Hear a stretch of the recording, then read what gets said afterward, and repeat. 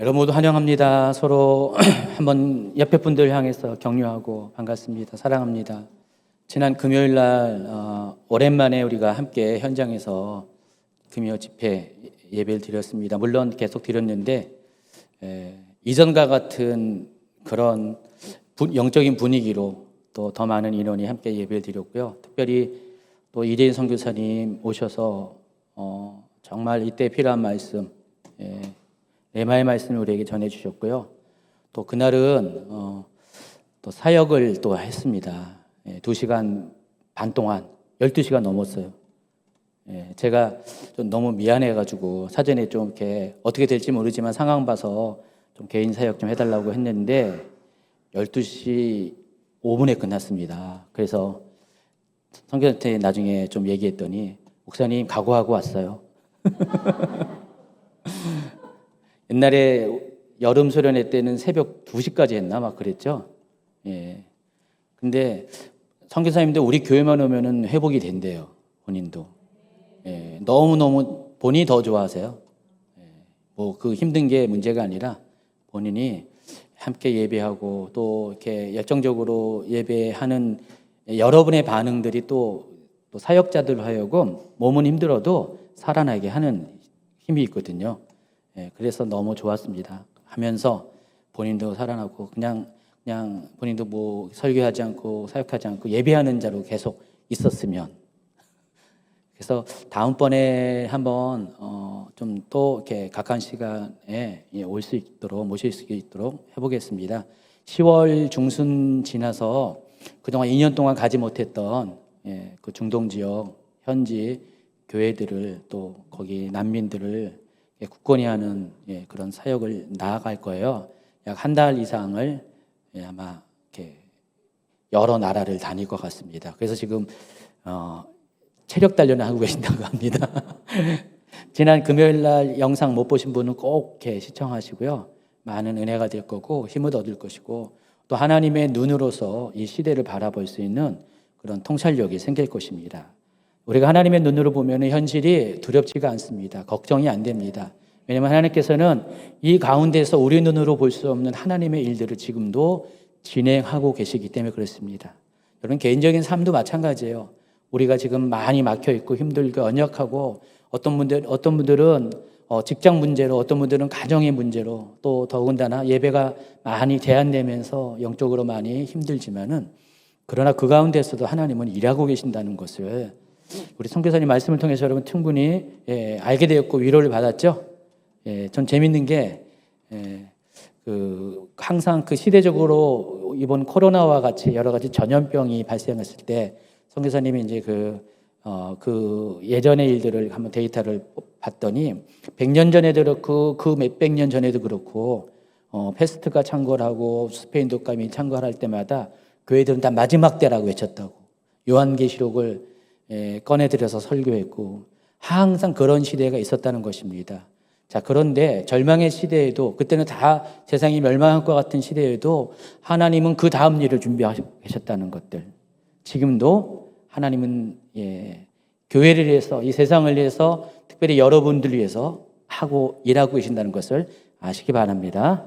저도 또 개인적으로 교회적으로 많이 힘들 때가 찾아오는데 특히 이 몇 년 사이는 많이 힘듭니다. 많은 예상치 못한 일들이 많이 생기고 마음을 아프게 하는 일들을 많이 겪지만은 저도 이제 개인적인 경험을 통해서 그때는 많이 힘들었지만은 시간이 지나보면 하나님이 그때도 일하고 계셨다는 것들을 뒤늦게 깨닫게 되거든요.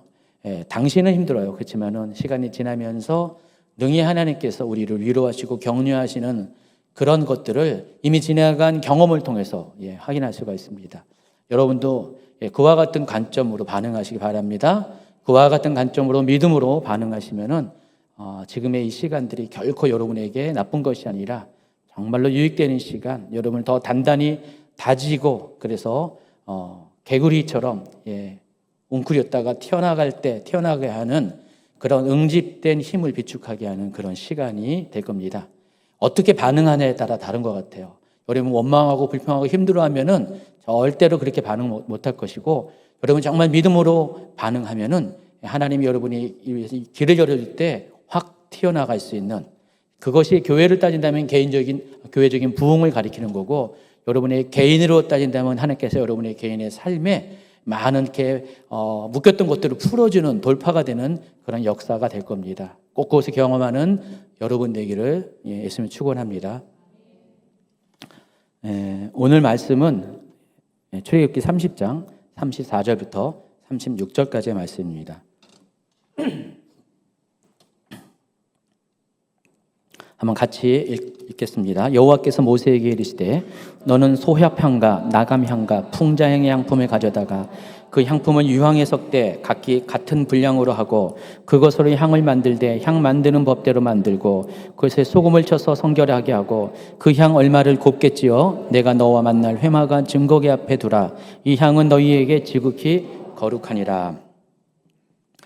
지난 수요일날 제가 한 50% 정도 이렇게 여러분이 예고를 한 것처럼 수요일마다 요즘은 이제 출애굽기 말씀을 가지고 강해를 하고 요즘 그 순서가 성막과 관련된 이야기를 쭉 하고 있습니다. 지난주에 성막과 관련된 이야기를 1차적으로 이제 완료를 했고요. 뭐 다음 주에 금송아지 숭배하는 한 타임 더 하고 그다음에 또 성막에 대해서 2차적으로 이제 마무리를 하게 될 겁니다.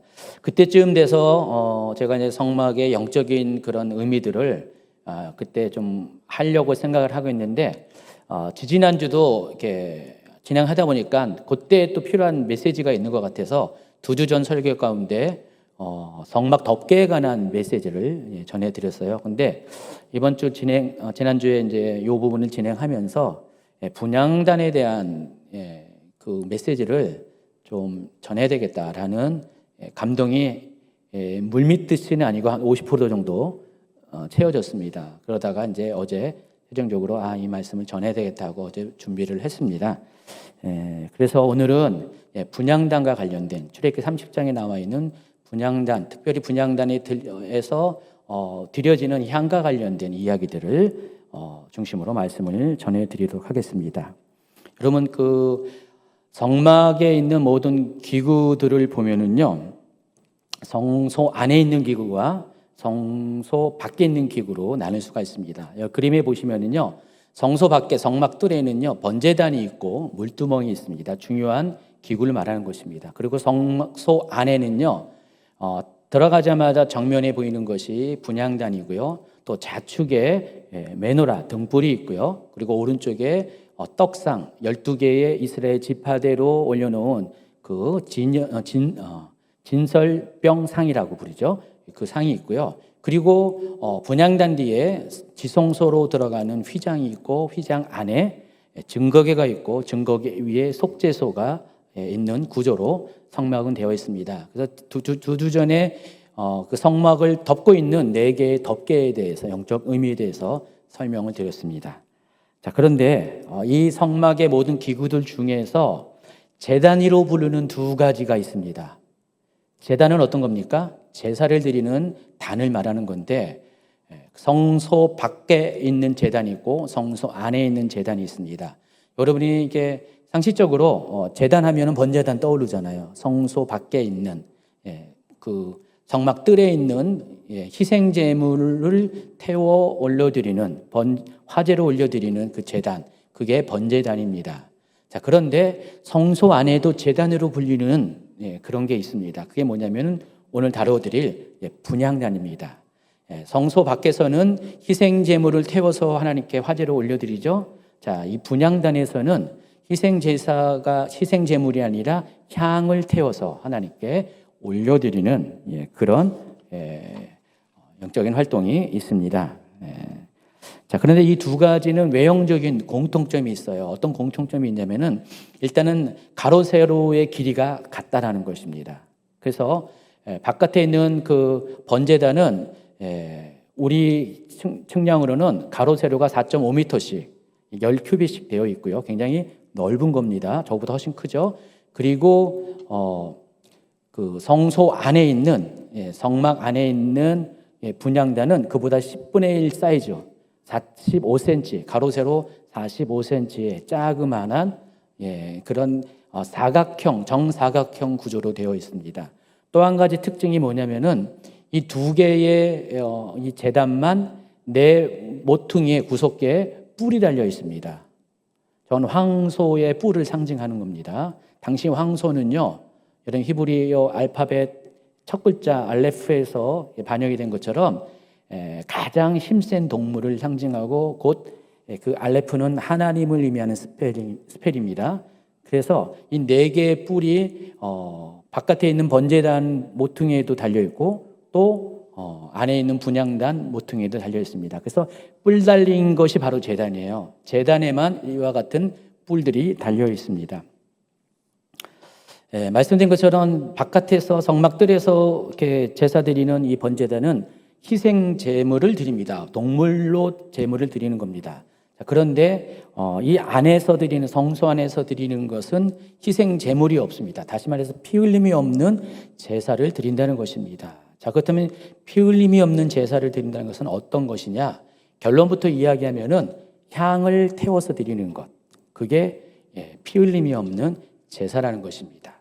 자, 하나님께서는요, 번제물을 태울 때 올라오는 그 냄새를 흠양하시고요. 그게 하나님께 향기로운 냄새가 되고요. 또 성막 안에서 향을 피어오를 때 그 냄새도 향기로운 냄새로 맡으신다는 것입니다. 출애굽기 29장 18절과 30장 7절을 연속으로 읽어드리겠습니다. 그 순양 전부를 번제단 위에 불사르라. 이는 여호와께 드리는 번제요, 이는 향기로운 냄새니 여호와께 드리는 화제니라. 또 30장 7절은 아론이 아침마다 분향단 위에 향기로운 향을 사르되 등불을 손질할 때 살을 찌며. 제가 가로에 있는 것을 일부러 여러분에게 읽어드렸습니다. 자, 여러분이 이제 바깥에서 번제단에서 희생제물을 태울 때 거기에 이제 연기가 올라가는 것은 충분히 이해하시겠죠. 그래서 번제의 의미는 이렇게 오르다라는 뜻을 히브리 단어의 의미가 올라가는다는 뜻이거든요. 하나님께 올라가는 겁니다. 자, 근데 이 성막 안에서 드리는 분향단의 제사도 똑같이 올라가요. 냄새가 올라갑니다. 하나님께로 올라갑니다. 그래서 여러분이 성막은 덮개가 있기 때문에 성막 덮개를 뚫고 올라갈 수는 없죠. 그래서 성막 덮개에 향기가 올라가면은 물론 이쪽으로도 뒤쪽으로도 향기가 퍼지지만은 연기가 퍼지지만은 지금 연기가 나요. 단지 향기가 아니라 연기가 난다는 겁니다. 연기가 그 성소와 지성소를 가로막고 있는 휘장을 넘어서 휘장 위를 향해서 그 천장 덮개와 수직으로 된 휘장 그 사이의 틈을 통과해서 저렇게 지성소 안으로 연기가 빨려 들어갑니다. 자, 지성소에 무엇이 있죠? 증거궤가 있고 그 위에 속죄소가 있습니다. 속죄소는 양쪽에 두 그룹 천사가 조각되어 있고 천사들의 날개가 서로를 향해서 펼쳐져 있습니다. 그것이 마치 좌석과 같은 의자와 같은 모양을 갖고 있어요. 그래서 하나님께서 그 위에 좌정하십니다. 하나님께서 그 위에 좌정하셔서 그 위에서 은혜를 베푸시고 긍휼을 베푸십니다. 그래서 이 속죄소를 시온소 또는 긍휼의 자리라고도 부릅니다. 바로 하나님께서 그곳에 앉아 계셔서 바로 그 휘장 너머에서 분향단에서 태워 올리는 그 향기로운 냄새를 맡으신다는 것입니다. 이게 분향단의 실제적인 모습이에요. 그래서 이 시편 기자는요, 이 분향단에서 드리는 이 향을 태워 올리는 이 냄새를 가리켜서 성도들의 기도라고 우리에게 말씀을 드립니다. 그리고 기도로 드리는 것도 하나님 앞에 드리는 제사라고 이야기합니다. 시편 141편 2절 한번 같이 읽습니다. 나의 기도가 주의 앞에 분향함과 같이 되며 나의 손 드는 것이 저녁 제사같이 되게 하소서. 그리고 계시록 5장 8절에도요, 하늘 보좌에 있는 광경을 묘사하면서 거기에서 향이 가득한 금대접이 있는데 이 금대접을 가리켜서 뭐라고 했습니까? 이 향은 성도의 기도들이다. 그래서 여러분, 성막의 모든 구조는요, 하늘 보좌에 있는 실체를 그림자로 이렇게 가져와서 만든 것입니다. 영적인 상징들이에요. 그래서 지금 분향단에서 드리는 것이 성도들의 기도라고 여기 분명히 이야기하고 있습니다. 그래서 분향단은 위치적으로 성소와 지성소를 구분하는 휘장 바로 앞에 놓여집니다.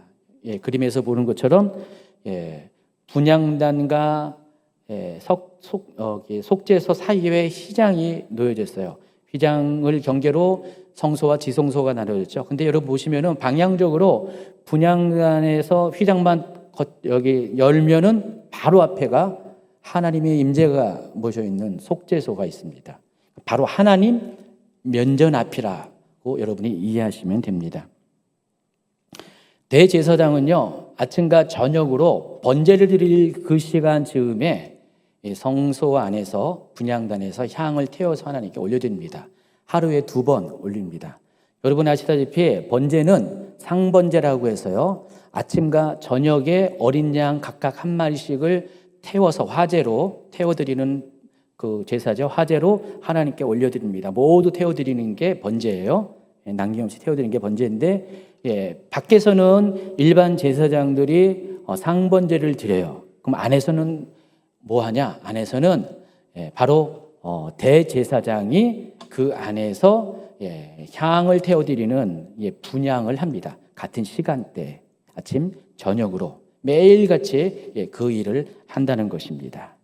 자, 오늘 본문 말씀에서는요, 이 분향단에서 사용되는 4가지 향을 소개를 합니다. 한 번 더 같이 있습니다. 여호와께서 모세에게 이르시되 너는 소합향과 나감향과 풍장의 향품을 가져다가 그 향품을 유향에 섞되 각기 같은 분량으로 하고. 그래서 먼저 이 4가지 향품에 대해서 좀 먼저 소개를 하겠습니다. 이미 수요일날 강의 들으신 분들은 다 알고 있는데 오늘 더 반복하면서 구체적으로 설명한다라고 생각하고 하시면 되고요. 그때 설명하지 못했던 그 적용 부분을 다루는 것입니다. 먼저 이 소합향은요, 향나무에서 나오는 진액으로 만드는 향입니다. 근데 이 소합향을 만드는 과정이 있습니다. 모든 이 오늘 소개하는 것들은 비슷하게 전부 다 같은 방식으로 만드는데, 먼저 향나무에, 멀쩡한 향나무에 상처를 입혀요. 향나무에 그 껍데기를 상처를 입힙니다. 상처를 입으면 어떻게 됩니까? 상처 가운데 우리 살갗도 상처가 나면은 진물이 나잖아요. 똑같습니다. 그 안에 있는 액체들이 흘러나오게 되죠. 흘러나오게 되면은 그 맨 처음에는 스며 나오듯이 쭉 나오다가 어느 정도 액체가 많아지면 어떻게 될까요? 마치 물방울처럼 형성이 돼서 그 나무 껍질에 상처난 부분에 그것이 모여지게 됩니다. 자, 그래서 그 모습을 한번 보여줄게요. 이겁니다. 왼쪽에 있는, 여름 되면은, 초여름이 되면은 향나무의 껍질을 벗겨가지고 일부러 상처를 내서 그 진액이 나오도록 하면은 그 진액이 저와 같은 모습으로 나와서 마치 방울방울, 눈물방울처럼 저렇게 모여지게 됩니다. 저런 식으로 놔둬요. 그리고 여름이 지나고 가을쯤 되면은요, 저것이 오른쪽에 있는 것처럼 저렇게 굳어지게 됩니다. 원래는 저런 색깔이었다가 계절이 지나면 저렇게 굳어지게 돼요. 그러면 저것이 붙어 있는 껍질 그대로를 잘라 가지고요, 갖고 옵니다. 채취해서 갖고 와서 그것을 압착해서 진액만 뽑아냅니다. 저 진액만 뽑아냅니다. 그리고 진액 안에 있는 불순물을 제거하기 위해서 물에다가 저 것들을 집어넣어서 펄펄 끓여요. 그럼 어떻게 해요? 분해가 되면서 불순물들이 어느 정도가 제거됩니다. 근데 완전하게 100% 제거가 되지 않으니까 거기에다가 알코올을 집어넣습니다. 알코올을 집어넣어서 또 한 번 더 거릅니다. 그 다음에 이제 알코올기를 다 빼고 나면은 상품성 있는 소합향이 만들어지게 됩니다. 근데 소합향이라는 것을 히브리어로 이렇게 부르는 이름이 있어요. 나타프라고 부르는데, 이 나타프는 어떤 의미가 있냐면은 스며 나오다, 또 새어 나오다, 방울방울 떨어지다, 또 뭐 눈물방울, 이런 뜻으로 해석을 합니다. 그래서 마치 여름 진액처럼 저런 모양으로 나온다 해서 저 모양을 부르는 이름이 나타프예요. 그래서 소야팡이 저와 같은 형태로 이렇게 추출되기 때문에 그것을 납타포라고 부른다는 것입니다. 또 두 번째가 나감향인데 이 나감향은 히브리어로 쉐헬레트라는 단어를 사용합니다.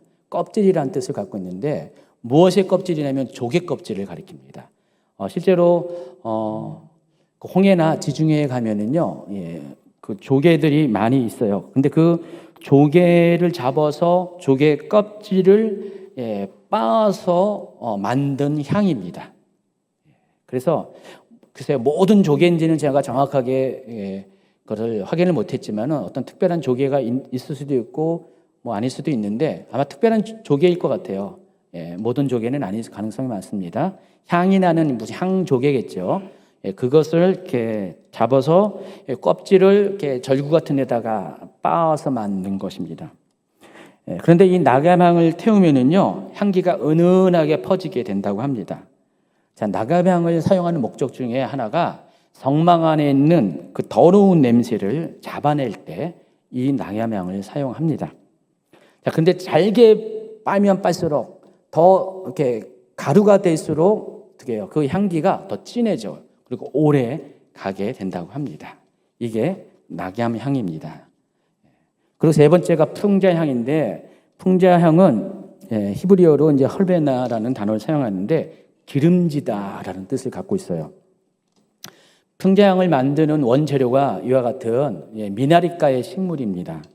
이 식물들을 한 2m, 3m 정도 되는 그렇게 자라는 이 식물들을 가지고 이 풍자향을 만듭니다. 풍자향은 이 세 가지 향 중에서 가장 냄새가 짙은 그런 향을 가지고 있습니다. 무슨 목적으로 사용하냐면 성막에 살균 작용을 합니다. 그럼 대속죄일이 되면은요, 지난 시간에 수요일 날 강의 들은 분은 기억하시지만은 대속죄일이 되면은 그 바깥에서 잡은 희생제물의 피를 대접에다 모아가지고요, 성막도 바르고요, 텐트에도 바르고, 그리고 성막에 있는 모든 기구에다가 뿌리거나 피를 바릅니다. 그렇게 하는 이유가 있습니다. 1년 동안 이 성막을 사용하면서 알게 모르게 이게 많이 오염된 거예요. 단지 이게 어떤 물질적인 오염을 말하는 게 아니라 영적인 오염을 말하는 것입니다. 그래서 피를 뿌린다는 것은 그 영적인 오염을 깨끗하게 하는 속죄의 의미가 있습니다. 피는 속죄의 의미가 있잖아요. 죄를 씻는 게 피잖아요. 그래서 그 피를 각각의 그 도구들에게 전부 다 뿌립니다. 안팎으로 성소와 지성소 다 피를 가지고 뿌리거나 바르게 됩니다. 자, 그런데 영적으로는 그것이 깨끗해지는데 물질적으로는 어떻게 할까요? 깨끗해지지 않죠. 냄새가 나잖아요. 피비린내가 날 것이고, 그 피가 있으니까 어떻게 돼요? 여러 가지 세균들이 거기 이렇게 들어오게 되면은 성막의 공기가 세균이 막 떠다니는 그런 분위기가 되겠죠. 바로 이때에 이 풍자향을 사용하면은 모든 세균들이 죽는, 정결케 되는, 정제하는 그런 역할을 합니다. 세균 죽이는 향이 바로 풍자향이라는 것입니다. 한번 여러분도 한번 풍자향 생각해 보시기 바랍니다. 근데 이 출애굽기에면은 이런 거 만들면 안 된다고 했으니까 만들지 마시고요. 근데 풍자향 자체만 태우면은 냄새가 고약하대요. 별로 안 좋은데 다른 이 향품들과 섞어서 함께 사용하면은 오히려 다른 향들을 더 강하게 만들어주고 오래 갈 수 있도록 하는 역할을 한다고 합니다. 네 번째가 이제 유향이에요. 여러분 유향은 많이 알고 있죠? 유향나무라고 따로 있어요. 아라비아 가면은 저렇게 그림에 보는 것처럼 유향나무가 따로 있습니다. 똑같아요. 저 유향나무도 껍질을 벗겨가지고 진액을 채취해서 이렇게 고체 덩어리에 유향 다음 장면을 보세요. 이런 것을 만드는 겁니다. 마치 무슨 알맹이 소금과 같이 돼 있죠. 자, 유향이라고 부르는 히브리어는 레보나라는 단어를 사용하는데 이게 어디서 왔냐면 라반에서 왔어요. 라반은 여러분 기억나시죠? 라반이 야곱의 외삼촌 이름이 라반인데 희다라는 뜻이에요. 그래서 흰 것을 라반이라고 하고 거기서 온 거예요. 그래서 유황을 사용하는 그 목적이 뭐냐면은 유황이 들어가면은 어느 것에 들어가든지 냄새가 확 바뀐대요. 향기로운 꽃 향기가 난다고 합니다. 다른 그런 향품과 섞여지면은요. 자, 오늘 말씀을 보면은요. 여호와께서 모세에게 이르시되 너는 소야향과 나감향과 풍장의 향품을 가져다가 이 향품을 유황에 섞되 각기 같은 분량으로 동일한 분량으로 섞어서 향을 만들라는 것입니다. 그리고 맨 마지막에는 소금을 쳐서 성결하게 할 것을 이야기를 하고 있습니다. 자, 오늘 말씀은 끝은 아니고요. 이건 이제 전반적인 설명을 한 거고요. 이제 본격적으로 이 향들에 대한 영적인 의미들을 말씀드리겠습니다. 왜냐면은 제가 지금까지 소개한 것은 이 각각 향품의 특성을 소개한 거예요. 일반적인 특성을 또 용도를 소개한 건데 놀랍게도요. 이 향품들의 각각의 특성에 비례해서 영적이고 상징적인 의미도 같이 따라간다는 것입니다. 하나님께서 실용적으로 필요에 따라서 이 향들도 사용하셨지만은 또 영적인 의미를 가지고 이 향품들을 사용하도록 하셨다는 것입니다. 성막 전체는 여러분 다 알듯이 그리스도의 사역을 예표합니다. 성막의 입구부터 시작해서 모든 것이 그리스도의 사역과 연관이 되어 있습니다. 자, 그렇다면은 분향단도 그리스도의 사역과 관련이 되어 있다는 것을 여러분 짐작할 수가 있습니다. 과연 어떤 사역일까요? 아까 제가 결론부터 분향단을 영적인 의미의 목적을 말씀드렸어요. 분향단은 어떤 제사를 드린다고 했죠? 기도를 드리는 제사라고 했죠. 그래서 이 분향단은 기도와 관련되어 있어요. 그리스도의 사역 가운데 기도 사역과 관련됐다는 것을 아시기 바랍니다. 그래서 이 네 가지 향품의 각각 재료가 갖고 있는 특성대로 우리는 네 종류의 기도를 여기서 교훈을 받을 수가 있습니다. 이것을 가리켜서 분향단 기도라고 부릅니다. 먼저 소야향 기도입니다. 소야향의 특성이 설명과 같이 이것을 제조하기 위해서는 나무에 상처를 내고 거기서 스며 나오는 진액을 채취해서 소야향을 만든다고 했죠. 근데 진액이 스며 나올 때 어떤 모양을 갖고 나온다고 했죠? 저렇게 나타프, 방울 모양으로 나옵니다. 그런데 여러분 히브리어에서요, 이 나타프라는 단어는 저런 모양을 나타내는 단어만 사용하는 게 아니라 놀랍게도 예언이라는 단어도 이 나타프를 사용합니다. 예언하는 선지자도 나타프라는 단어를 사용합니다. 자, 에스겔 21장 2절을 볼까요? 인자야 너는 얼굴을 예루살렘을 향하여 성소를 향하여 소리내어 이스라엘 땅에게 예언하라 할 때 이 단어가 나타프예요. 또 미가서 2장 11절 사람이 만일 허망하게 행하며 거짓말로 이르기를 내가 포도주와 독주에 대하여 내가 예언하리라 할 것 같으면 그 사람이 이 백성의 나타프가 되리라. 그러면 요 부분은 최 목사님이 예전에 예언과 관련된 강의를 할 때 예언의 형태를 네 가지의 형태를 구약에서 사용하는 네 가지 예언의 형태를 소개할 때 나비 다음으로 설명한 게 이 나타프입니다. 나타프를 설명할 때 물방울이 위에서 뚝 떨어지는 형상으로 소개를 했어요. 그게 나타프입니다. 나비는 밑에서 이렇게 끌어올리는 게 나비고요. 나타프는 위에서 뚝 떨어진 겁니다. 그래서 하나님께서 예언적인 계시를 예언자에게 주실 거 아니에요. 그것이 처음에는 스며 나오는 단계로 있다가 점점 모아지게 되겠죠. 그러면은 어느 정도 모아지면 중력에 의해서 물방울이 위에서 뚝 떨어지는 그와 같은 예언, 이게 나타프의 예언이라는 것입니다. 자, 이것을 기도와 관련돼서 적용시키면 어떻게 할까요? 하나님께서 여러분에게 기도하는 동기를 마음속에 주실 것입니다. 점점 이 기도의 그 동기가 스며나는 단계에서 점점 여러분의 마음을 심령을 꽉꽉 채우는 단계로 나아가게 될 겁니다. 그래서 어느 정도 다 채워지면은 이 안에서는 더 이상 소화할 수 없게 되면 어떻게 돼요? 바깥으로 흘러나오게 되죠. 근데 그게 마치 물방울처럼 방울방울 흘러나오게 됩니다. 자, 이러한 기도가 나타프의 기도, 소야향의 기도라는 것입니다. 근데 이게 모습이, 이 모양이 꼭 눈물과 같이 비슷하게 생겼잖아요. 이 나타프가 아까 그림 보여줬던 이 그림을 다시 한번 보여주시면은요, 눈물방울처럼 생겼잖아요. 그래서 이 소야팡의 기도는요, 눈물의 기도를 의미합니다. 그러니까 보여지는 모습과 의미가 서로 상충되지 않고 같이 간다는 것입니다. 그러니까 소야팡의 기도는 우리가 하나님께 드리는 기도의 형태 중에서 눈물을 가지고 하는 기도, 이게 소야팡의 기도라는 것입니다. 이처럼 성막의 분향단에서 하나님께 드리는 기도 중에 하나가 눈물 모양의 소야팡처럼 내 안에 더 이상 주체할 수 없는 감정들을 마침내 눈물로 표현하는 그런 기도를 말하고요. 하나님께서는 이런 기도를 향기로운 냄새로 희망하신다는 것입니다.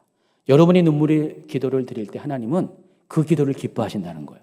그 기도를 향기롭게 흠양하시고 그 기도를 받으시고 응답하신다는 것입니다. 여러분, 예수님께서 육체에 계실 때에도요, 하나님 앞에 이와 같은 기도를 드렸다고 히브리서 5장 7절은 우리에게 이야기해 줍니다. 같이 있습니다. 그는 육체에 계실 때 자기를 죽음에서 능히 구원하실 이에게 심한 통곡과 눈물로 간구와 소원을 올렸고 그의 경건하심으로 말미암아 들으심을 얻었느니라. 어디서 언제 이런 기도 드렸을까요? 바로 십자가 달리시기 전에 전날 밤 겟세마네 동산에서 이와 같은 기도를 드렸습니다. 심한 통곡과 눈물로 간구와 소원을 하나님께 올려드렸고 또 하나님은 이 기도를 받아주셨다는 것입니다. 하나님께서는 이처럼 눈물의 기도를 기뻐하십니다. 하나님은 이런 눈물의 기도를 가지고 하나님께 나아오는 자들을 외면치 않으십니다. 시편 51편 17절 같이 있습니다. 하나님께서 구하시는 제사는 상한 심령이라. 하나님이여 상하고 통회하는 마음을 주께서 멸시하지 아니하시리이다. 자, 열왕기상 20장을 보면은요, 히스기야에 대한 이야기가 나옵니다.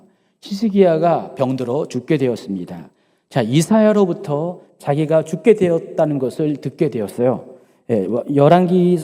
열왕기하네요. 상이 아니라 열왕기하 20장 1절, 2절, 3절 같이 읽도록 하겠습니다. 그때 히스기야가 병들어 죽게 되매 아모스의 아들 선지자 이사야가 그에게 나와서 그에게 이르되 여호와의 말씀이 너는 집을 정리하라 내가 죽고 살지 못하리라 하셨나이다.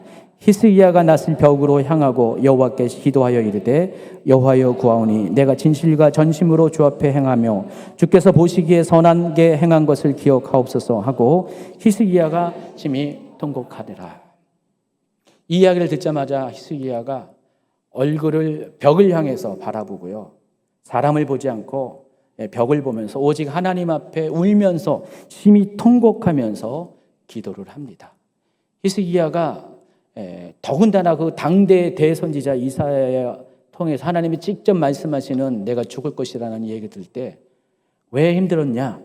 뭐 자기 자녀도 아직 후계자가 될 자녀도 어린 나이였고요, 아직 왕으로 될 그런 나이도 아니었고 지금 국가적으로도 굉장히 위험한 아주 혼란스러운 시기에 대적이 지금 공격하고 있는 그런 시기에 그 가족과 또 민족을 두고 왕으로서 아버지로서 먼저 이렇게 죽는다는 것이 너무나 애통한 겁니다. 그래서 그걸 가지고 하나님께 심하게 통곡하면서 기도를 했습니다. 자, 그런데 놀라운 일이 벌어집니다. 이사야가 성읍 가운데까지도 이르기 전에 계속해서 있습니다. 여호와의 말씀이 그에게 임하여 이르시되 같이 있습니다. 너는 돌아가서 내 백성의 주권자 히스기야에게 이르기를 왕의 조상 다윗의 하나님 여호와의 말씀이 내가 내 기도를 들었고 내 눈물을 보았노라. 내가 너를 낫게 하려니 내가 3일 만에 여호와의 성전에 올라가겠고 내가 내 날에 15년을 더할 것이며 내가 너와 이 성을 아수르 왕의 손에서 구원하고 내가 나를 위하고 또 내 종 다윗을 위함으로 이 성을 보호하리라 하셨다 하셨더니 하나님께서 곧바로 응답하신 거예요. 이사야가 히스기야에게 전할 말씀을 딱 전하고 다시 자기 사는 성읍으로 돌아올 때 도착하기도 전에 하나님께서 그 상간에 히스기야가 기도했고 그걸 듣자마자 이사야에게 다시 말씀하셔가지고 다시 돌아가서 하나님의 마음, 하나님의 계획을 뜻을 전하라고 했습니다. 내가 너를 살려줄 것이다. 내 날에 15년을 더할 것이다. 그리고 아수르의 손에서 이 성을 보호할 것이다 라고 곧바로 응답을 하십니다. 이것이 바로 소야팡의 기도입니다. 여러분, 소야팡의 기도는 가슴속 깊은 곳에서 북받쳐 터져나오는 그 감정을 눈물로 드리는 기도, 이게 소야팡 기도입니다. 놀랍게도 하나님은 이 기도에 빠르게 응답하세요. 여러분이 눈물을 흘리고 하나님께 통곡하면서 기도하잖아요. 하나님은요, 즉시로 응답하신다는 것입니다. 혹시 여러분 가운데 이 시아의 심정과 같이 정말 그 질병의 아픔으로부터 죽음의 두려움을 가지고 지금 이렇게 고통 가운데 있는 분이 계십니까? 또 사망이 막히고 환경이 막히고 또 많은 그 절망적인 상황 가운데 어찌할 수 없고 나아갈 수 없는 그 막막함 가운데 정말 힘들어하는 분 계십니까? 자, 그런 분들이 지금 택할 기도가 바로 소야팡의 기도입니다. 눈물의 기도입니다. 방울방울 눈물이 쏟아져 내리는 그런 기도. 여러분이 있는 모든 아파하는 이 감정들이 하나님께 쏟아져 내는 이 기도. 이 기도가 소야팡의 기도고, 하나님께서는 이 기도를 향기로운 냄새로 받으신다는 것입니다. 다시 말해서 하나님께서 이 기도를 기뻐하시는 기도가 된다는 것입니다. 여러분, 이 마태복음 5장 4절에는 이런 말씀이 있어요. 애통하는 자는 복이 있나니 그들이 위로를 받을 것이며. 왜 애통이 복입니까? 슬픈 게 왜 복이에요? 여기서 이 애태용, 펜데오는요, 사별의 슬픔을 가리키는 거잖아요. 근데 그게 왜 복입니까? 왜냐하면은 애통할 때 하나님이 들으시고 위로를 부어주시기 때문에 그렇습니다. 여러분, 이 소야팡의 기도는 애통하는 기도입니다. 눈물로 드리는 기도입니다. 이 기도를 드릴 때 하나님은요, 이 기도를 절대로 외면하지 않습니다. 들으시고 반드시 응답하십니다. 즉시로 히스기야에게 응답하신 것처럼 바로바로 응답하신다는 것입니다. 그렇기 때문에 애통하는 자가 복이 있는 사람이라는 것입니다. 여러분이 그래서 그런 상황 가운데 있으면요, 제일 먼저 여러분이 선택해야 될 것, 바로 이 소야팡의 기도, 눈물로 드리는 기도, 납타프의 기도를 반드시 드리시기 바랍니다. 하나님은 절대로 그런 기도를 외면하지 않으시고 빨리빨리 응답하는 그런 놀라운 역사를 행하실 것입니다. 왜냐하면 하나님께서 기뻐하는 기도이기 때문입니다. 자, 두 번째 기도가 나감향 기도입니다. 설명드린 것처럼 나감향은 조개 껍질을 깨어서 부숴서 더 빻고 빻아서 아주 가루로 만드는 가루가 되어질 때 거기서 아주 향기가 더 진하게 나는 그런 형태로 만든다고 했습니다. 여러분, 이 나감향을 만들기 위해서는요, 조개 껍질을 깨트려야 돼요. 부셔야 돼요. 빻아야 됩니다. 아주 가루가 돼야 됩니다. 콩가루가 돼야 돼요.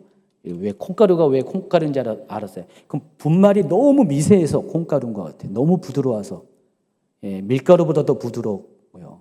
그래서 콩가루는 완전히 부서진 것이 콩가루인데, 그 정도까지 부수고 빻고 하면은 이 나감향은요, 빻으면 빻을수록 입자가 고르면 고를수록 더 향기가 진동하고 더 오래가는 그런 향이 된다고 합니다.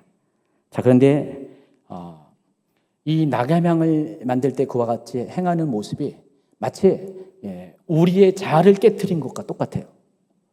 여러분의 그 단단한 껍질과 같이 있는 교만한 자아, 스스로 높아진 자만한 자아, 스스로 갖고 있는 고집하는 내 그런 가치관들, 내 생각들, 내 뜻과 계획들, 이것들 전부 다 부숴야 된다는 것입니다. 부술 정도가 아니라 빻아야 돼요. 아주 콩가루처럼 만들어야 된다는 것입니다. 자, 그러면 이것을 위해서 어떻게 해요? 철저한 회개가 있어야 되고 철저한 부인이 있어요. 자기 부인이 있어야 된다는 것입니다. 내 뜻보다는 하나님의 뜻을 구하는 기도. 내 뜻은 완전히 사라지고 오직 100% 하나님 뜻만 구하는 기도. 이게 바로 나감향의 기도라는 것입니다. 여러분, 예수님께서 겟세마네에서 기도하실 때 이 나타프의 기도, 눈물의 기도만 드린 것이 아니십니다. 바로 이와 같은 기도를 드리셨어요. 마태복음 26장 42절 같이 읽습니다. 다시 두 번째 나아가 기도하여 이르시되 내 아버지여 만일 내가 마시지 않고는 이 잔이 내게서 지나갈 수 없거든 아버지의 원대로 되기를 원하나이다 하시고, 내 뜻이 아니라 아버지의 뜻, 내 원대로가 아니라 아버지의 원대로 되기를 원한다는 이 기도, 이게 바로 나감향의 기도라는 것입니다. 내 뜻이 아닌 하나님의 뜻을, 자기를 부인하는 기도를 가리킵니다. 여러분, 이 겟세마네가 어떤 곳이냐면은, 여러분 그 예루살렘 가면은 성전이 있고요. 성전의 동편으로 보면은 바로 기드론 골짜기가 있습니다. 기드론 골짜기 있고, 기드론 골짜기 바로 넘어서 약간 북쪽으로 겟세마네 동산이 있습니다. 이 겟세마네 동산에는요, 오래된 올리브 나무가 아주 가득 차 있습니다. 여러분들 지금도 가면은요, 약 1000년 이상 된 올리브 나무도 거기 있습니다. 성경에서 말하는 감람나무 말하는 겁니다. 그런데 왜 올리브 나무가 많은 그곳을 겟세마네라고 불렀을까? 이유가 있습니다. 이 겟세마네가 히브리어로요, 즙을 짜는 틀이라는 뜻을 갖고 있어요. 그곳에서 수확한 감람 열매, 올리브 열매를 바로 즙으로 처리하는 시설이 거기 있었다는 것입니다. 과거에. 그래서 그 이름을, 그 용도를 따서 그곳 이름이 불려진 거예요. 거기는 지금 올리브 열매를 짜는 곳, 그게 바로 겟세마네라는 것입니다. 여러분이 만약에 올리브 열매라고 생각하세요. 올리브 열매가 여기 많네요. 동글동글한 올리브 열매가 많습니다. 이 올리브 열매를 겟세마네의 틀에다가 집어넣고요. 그것을 이제 즙을 짭니다. 기름을 짜는데 어떻게 될까요? 맨 처음에 하는 것이 뭐예요? 올리브 열매가 부셔지잖아요. 동글동글한 게, 탱글탱글한 게 지나가면서 압착을 하면서 롤러 같은 게 올리브 그 즙을 짤 때 이렇게 그 롤러 같은 것도 사용하고요. 이렇게 우리나라 무슨 이렇게 방앗간 있는 절구 같은 거 이렇게 있어요.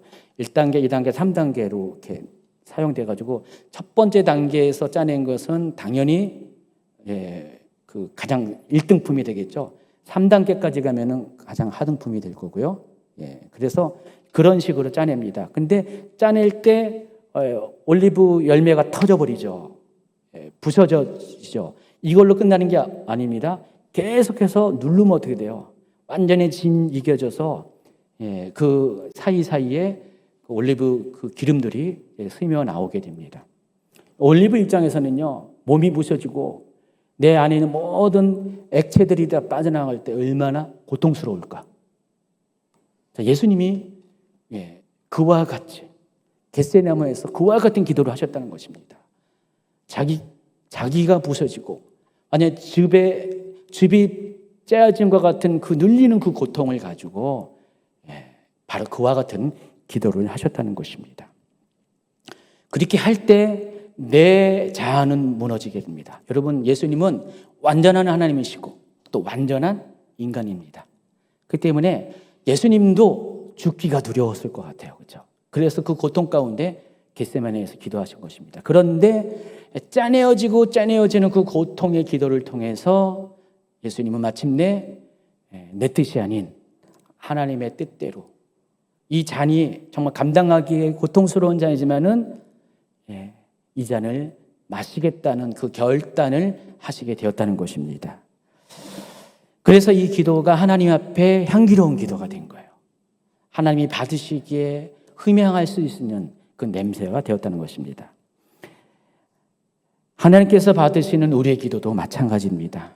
나감향이 빻으면 빻을수록 향기가 진해지고 깊어지는 것처럼 우리의 기도 또한 자신을 부인하고 하나님의 뜻을 구하는 기도가 되어야 한다는 것입니다. 많은 분들이 하나님께 기도를 하는데 실은 알고 보면 거의 대부분은요, 하나님 뜻보다는 내가 원하는 것을 위해서 기도하잖아요. 솔직히 보세요. 한번 이렇게 기도의 목록을 한번 녹음해가지고 한번 이렇게 데이터 분석을 해보세요. 내가 원하는, 하나님 이거 해주세요. 이거 해, 저거 해주세요. 하나님 뜻대로 해달라는 기도는 그냥 의례적으로 그냥 한마디 그냥 뚝 던져놓고 하는 거. 거의 그러지 않습니까? 오로지 하나님 뜻만을 위해서 기도하는 그런 분 계시면 한번 손 들어보세요. 이분은 정말 이렇게 완전히 잘게 부서진, 다 진이겨진, 그 올리브 정도 된 그런 수준의 분입니다. 자기를 완전히 부인하지 않고서는요, 우리는 그런 기도를 할 수가 없다는 것입니다. 근데 지금 예수님은 겟세마네 동산에서 눈물의 기도와 동시에 또한 이러한 기도를 했고, 하나님께서는 이 기도를 흠양하신다는 것입니다. 세 번째, 풍자향의 기도입니다. 풍자향은 악취나고 세균이 발생하는 성막의 살균 작용을 위한 용도로 사용하는 향이라고 했습니다. 우리의 기도 또한 풍자향의 기도가 되어야 합니다. 그래서 이 풍자향의 기도는 이거예요. 내 영혼의 모든 악한 것들을 정결하기를 위해서 드리는 기도를 말합니다. 하나님, 내 속에 있는 모든 그 자범죄를 하나님께 고백합니다. 내 안에 있는 모든 세균 덩어리와 같은 이 잘못된 것들을, 악한 것들을, 냄새나는 것들을 주님께 올려드리, 이것을 제거해 주십시오. 나를 정결케 해 주십시오라고 하는 기도. 이게 풍자향의 기도입니다. 시편 51편을 한 번 더 보겠습니다. 1절부터 또 읽겠습니다. 하나님이여, 주의 인자를 따라 내게 은혜를 베푸시며 주의 많은 긍휼을 따라 내 죄악을 지워 주소서. 나의 죄악을 맑게 씻으시며 나의 죄를 깨끗이 제하소서. 무릇 나는 내 죄가를 나오니 내 죄가 항상 내 앞에 있나이다. 내가 주께만 범죄하여 주의 목전에 악을 행하였사오니 주께서 말씀하실 때 의로우시다 하고 주께서 심판하실 때 순전하시다 하리이다. 내가 죄악 중에서 출생하였으며 어머니가 죄 중에서 나를 잉태하였나이다. 보소서, 주께서는 중심이 진실함을 원하시오니 내게 지혜를 은밀히 가르치시리이다. 우슬초로 나를 정결하게 하소서. 내가 정하리이다. 나의 죄를 씻어 주소서. 내가 눈보다 희리이다. 바로 자신 안에 있는 그 자범죄를 가지고 하나님께 나아가서 이 죄를 속량하시고 또 이 죄를 씻어주시고 나를 정결하게 해달라는 그 기도, 이게 바로 풍자향의 기도라는 것입니다. 여러분, 풍자향의 기도를 드려야 될 이유가 이렇게 해야지 여러분이 영혼이 맑아져요. 여러분이 죄를 가지고 여전히 죄를 가지고 하나님께 기도하면은요, 오염된 상태에서 기도하는 것입니다. 아무리 눈물의 기도를 한다 할지라도, 아무리 나감 향해 자기 부인을 하는 기도를 한다 할지라도 여전히 내 안에 죄를 가지고 품고 기도를 한다는 것은 하나님 앞에 온전하게 상달되기가 어렵다는 것입니다. 그래서 우리가 기도할 때는 정결함을 위해서 하는 기도, 내 모든 죄를 고백하고 죄에서 나를 깨끗해 해달라고, 자범죄를 말하는 겁니다. 이 기도를 같이 해줘야 합니다. 우슬초에 묻힌 예수 그리스도의 보혈이 여러분의 흰늘같이 깨끗하게 씻게 해주실 것입니다. 그리고 하나님께서는 이런 태도를 가지고, 이런 기도를 가지고 나오는 사람의 기도를 흠양하십니다. 마지막으로 유향기도입니다. 유향은 희다라는 뜻에서 유래했다고 그랬죠. 예수님의 기도는 유향과 같이 깨끗한 기도였어요. 예수님의 기도는요, 인간적인 욕심이 전혀 들어가지 않은 기도였습니다. 그래서 유향과 같은 기도는 이 앞에 있는 모든 세 가지의 기도와 반드시 섞여져야 될 기도입니다. 깨끗한 기도, 하나님 앞에 정말 정결하게 올려드리는 이 기도. 이 유향의 기도는 이 모든 기도 자체를 깨끗하게 씻어주는, 정결하게 하는, 희게 하는 기도를 말하는 것입니다. 앞에 세 가지 기도는 각각의 목적이 있는데 이 유향 기도는 그것을 돕는 기도라는 사실을 아시기 바랍니다. 자, 이 모든 기도들은 하나님 앞에 다 필요한 기도예요. 여러분, 어떤 기도만 하는 게 아니라 꼭 필요한 애통의 기도만 하는 것이 아니라 이 모든 기도는 여러분이 하나님 뺐을 때 반드시 함께 하는 기도여야 된다는 것입니다. 자, 오늘 34절에 보니까 너는 소야향과 나감향과 풍자향 향품을 가져다가 그 향품을 유향에 섞되 각기 같은 분량으로, 똑같은 분량을 가지고 섞어서 향 만드는 방식대로 향을 만들라는 것입니다. 그러니까 기도는 이와 같이 모든 것이 다 중요하고 또 골고루 다 하나님께 드려져야 되고, 이것이 연합돼서 하나님께 드려져야 된다는 것입니다. 하나님께 나아가는 사람은 눈물로 드리는 소야향의 기도를 드려야 됩니다. 또 마음을 짜내어 애통함으로 드리는 나감향의 기도를 드려야 됩니다. 마음의 정결함을 구하는 통자형의 기도를 드립니다. 그리고 모든 기도를 깨끗함으로 덮는 유향 기도를 같이 드려야 한다는 것입니다.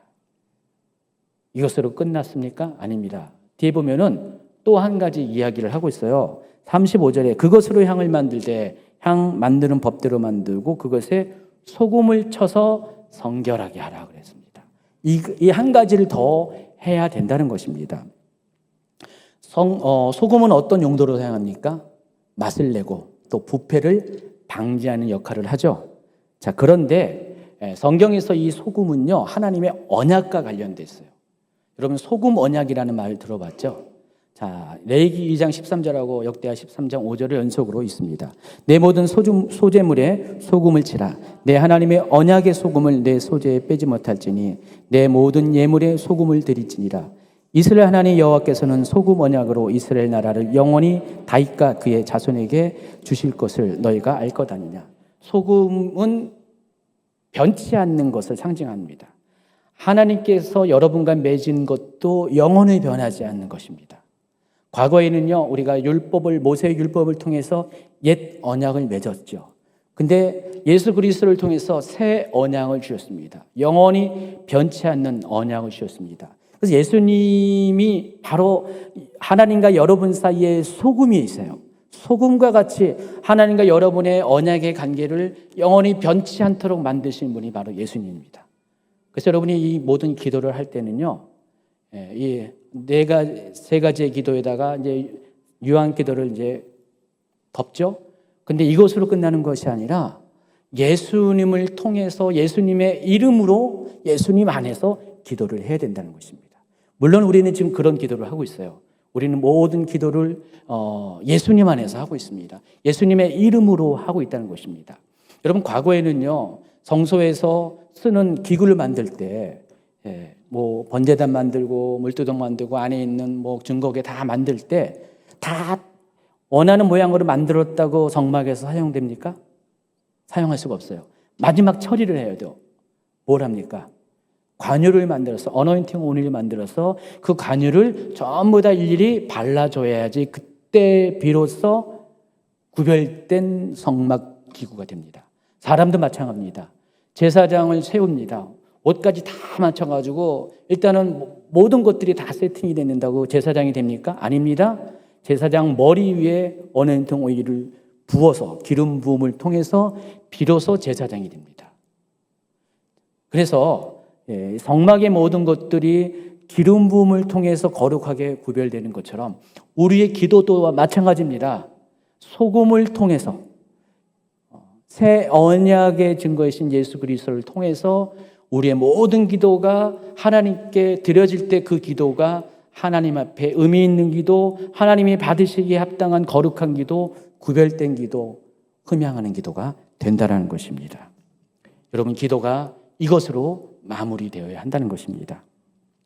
마지막으로 한 가지 더 강조하는 것은 3장 6절입니다. 그 제단을 분향단을 증거계 위 속죄서 맞은편 곧 증거계 앞에 있는 휘장 밖에 두라. 분향단의 위치에 대해서 아까 설명했잖아요. 휘장을 경계로 밖에는 지성소 밖에는 성소 안에는 분향단이 있고 그 바로 휘장 너머에는 증거계가 있어요. 하나님의 임재가 있는 속죄소가 있습니다. 우리의 기도는 그곳에서 드려져야 된다는 것입니다. 하나님 임재 앞에.